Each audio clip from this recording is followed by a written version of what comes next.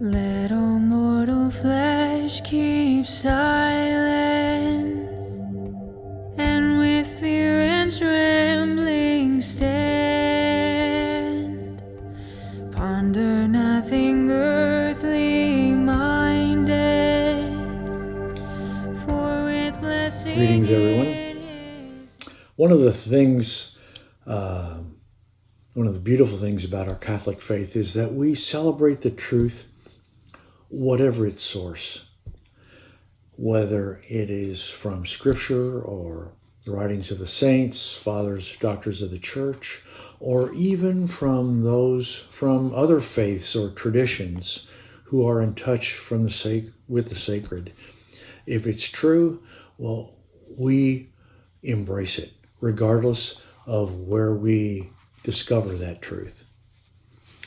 And so, and really that's scriptural. It comes out of Paul's first letter to the Thessalonians: test everything and retain what is good.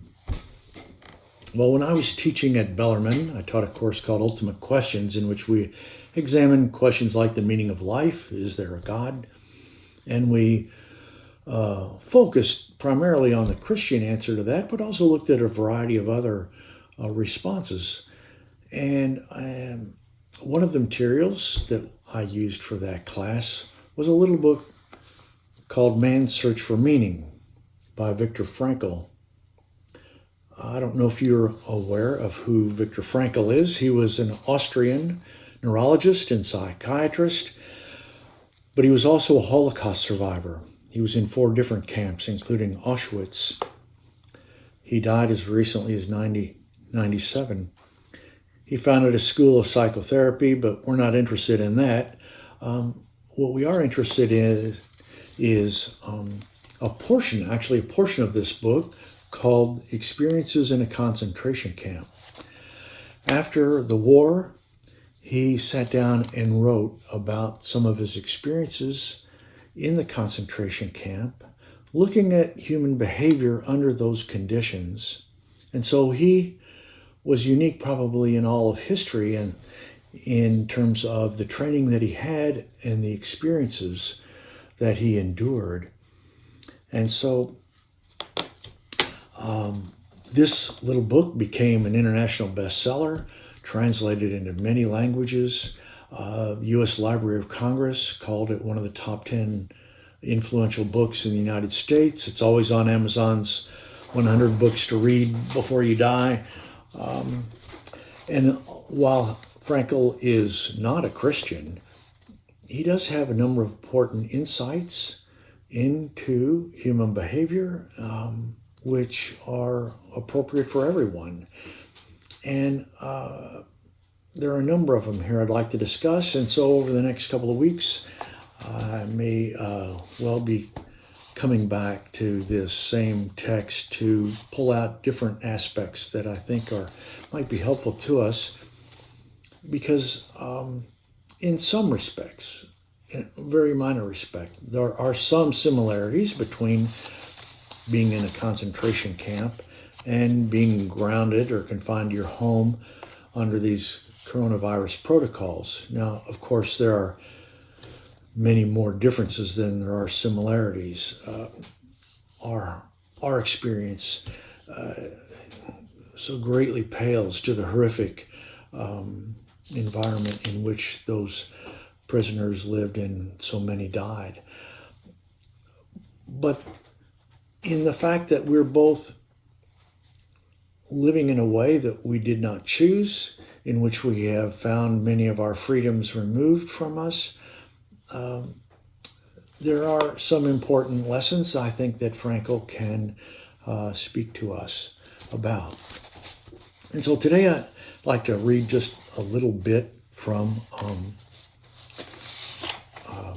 one section in which he's discussing whether or not, in the conditions of a concentration camp, whether someone still retains any freedoms, any liberties at all, and does he have any choices?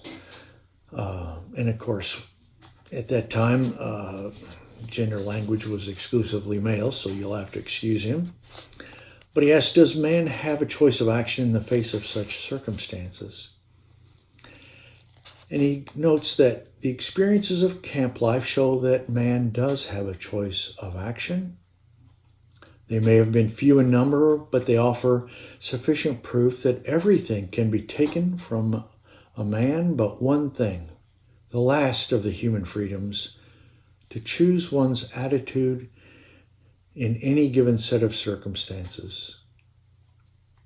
And there were always choices to make. Every day, every hour offered the opportunity to make a decision which determined whether you would or would not submit to those powers which threaten to rob you of your very self, your inner freedom. And then he goes on, in the final analysis, it became clear that the sort of person the prisoner became was the result of an inner decision and not the result of camp influences alone. And so, in thinking about what Frankl is writing in a concentration camp, we complain naturally. We resent being forced to live in a way in which we have not chosen. But yet Frankl reminds us that we still have the ability to choose our attitude. We can choose how we respond to this new situation in which we live. We have that freedom. And for a Christian, we might put it in the context of we have that freedom to choose what is good, what is true, and what is loving, regardless of the situation in which we find ourselves. We can choose God and godly ways, regardless of the situation in which we find ourselves. And in this season of Easter, in which we talk about darkness and light a great deal, we can choose either to give in to the darkness, or we can choose the light of God's love in all that we do. And so, as I begin these series of reflections on Frankl's work,